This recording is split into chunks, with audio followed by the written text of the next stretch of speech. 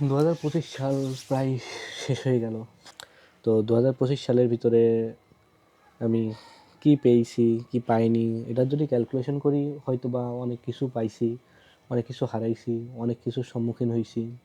আবার এমনও অনেক জিনিস আছে যেগুলো নতুন করে শিখছি, যেগুলো নতুন করে ফেস করছি, নতুন করে কিছু জানতেও পারছি। আর এসবের মধ্যে কি অ্যাচিভমেন্ট পাইছি কি পাইনি সেটা বড় বিষয় না। তবে সবচেয়ে বড় অ্যাচিভমেন্ট একটা পাইছি, সেটা হচ্ছে যে 25 সাল পর্যন্ত আমি স্ট্রাগল করে টিকে রইছি। অনেকেই আছে যে 25 সাল পর্যন্ত যায় না, অনেকেই আছে এই জায়গাটুকুতে পর্যন্ত বেঁচে থাকতে পারে না। কেন, পুরুষদের আসলে লাইফটা এমন স্ট্রাগলের ভিতর দিয়ে যাইতে হয়, তো সব কিছু মানিয়ে নিতে হয়। এর ভিতরে ভালো খারাপ সব কিছুই থাকবে, তো সেটাকে মানিয়ে নিয়ে বেঁচে থাকা এটাই অনেক বড় বিষয়।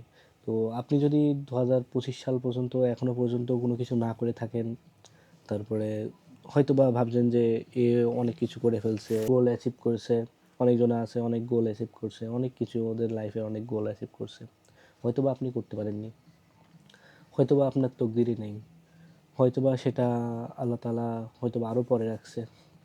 এমন হতে পারে যে সেটা হয়তোবা আরও কিছুদিন পরে হতে পারে, সেটা এমনও না হতে পারে যে 2025 সালে হয়নি 2026 সালে নাও হতে পারে। তাই বলে হাল ছাড়া যাবে না কোনোভাবে, হাল ছাড়া যাবে না। যেটা পরিস্থিতি আসছে, আপনি 25 সাল পর্যন্ত টিকে রয়েছেন, এটাই বড় অ্যাচিভমেন্ট বলা যায়। এ পর্যন্ত করতে পারছেন, অনেকে এটাও পারছে না, অনেকেই তো এর আগেই চলে যাচ্ছে।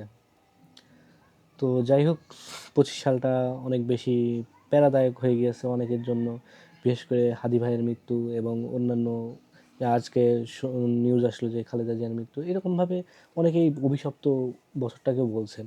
তো এখন আল্লাহ তাআলা যা করেন সবসময় ভালোর জন্যই করেন। এখন আমার উপরেও প্যারা যাচ্ছে অনেক বেশি, হয়তোবা আমি সেই রকমভাবে মানুষের সাথে যোগাযোগও করতে পারছি না, হয়তোবা ফেসবুকে বেশি দেখা যাচ্ছে না। এইরকম অনেকগুলা কারণ আছে যার কারণে আমি মূলত এখন ফেসবুকে থাকতে পারছি না। আর তার সাথে সাথে 2025 সালটা আসলে অনেক বেশি প্যারাদায়ক হয়ে গেছে। তবে আল্লাহর উপর তাওয়াক্কুল করে আল্লাহ তাআলা যেটা ঠিক করছেন সেটাই সবচেয়ে বেস্ট হয়। আল্লাহ তাআলার প্ল্যানের উপরে কোনো বড় প্ল্যান হয় না।